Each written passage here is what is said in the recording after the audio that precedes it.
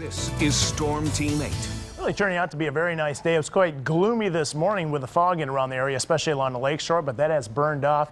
Took quite some time, especially areas to the north, but this is what's left behind. A lot of blue skies out there until you head to the west. This is basically the high clouds that you're seeing from showers and thunderstorms that are still over in Wisconsin, and we'll head a little bit further west, and you can see more clouds out there. This is Allendale, GVSU campus out there, and not too far away we have some showers and thunderstorms on the other side of the lake. First I wanted to show you the visible satellite and radar loop. There's nothing on the radar right now, but kind of an interesting visible satellite, if you will. If you're in the Grand Rapids I-96 corridor down to Allegan, also the Wayland area, you've been enjoying a lot of sunshine, but watch what has happened off to the north. A lot of fog and low clouds earlier this morning, and even some low clouds and fog earlier this morning off to our south, putting in motion. You can see how that basically just evaporates, especially to our north, and just some scatter clouds left over off to our south. More clouds, as you saw on the sky cam, pointing westward. Those will gradually shift eastward, but overall still a decent looking afternoon out there, and a warm one. We have a lot of humidity out there, and that's what's helping fuel some of these thunderstorms on Storm Track Live radar.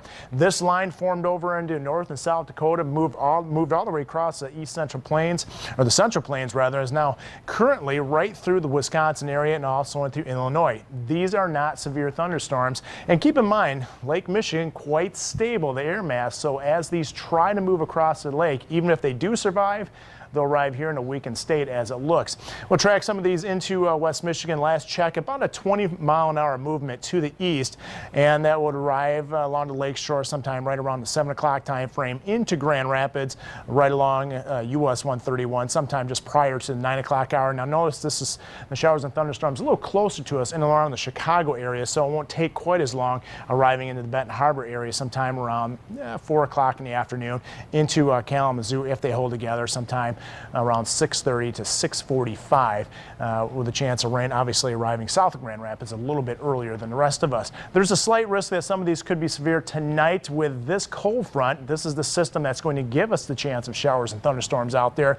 Once it moves through early tomorrow, it's going to open up the door to wonderful weather over the course of the next week. 83 degrees, that's pretty warm and humid for the noon hour. 81 in Kalamazoo, 82 in Holland at the lakeshore, though typically cooler, right around 70 degrees. Dew point temperatures right along I-94 into the south where you saw those clouds.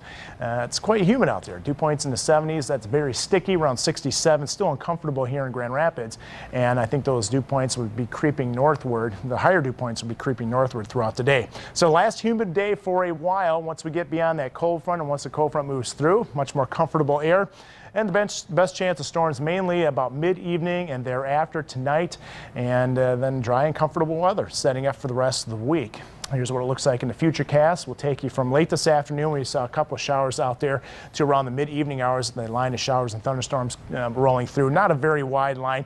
Could be some gusty winds with it. Behind it, though, clearing out quickly. Tomorrow morning, most of us seeing dry conditions out there. Then partly cloudy skies develop during the afternoon.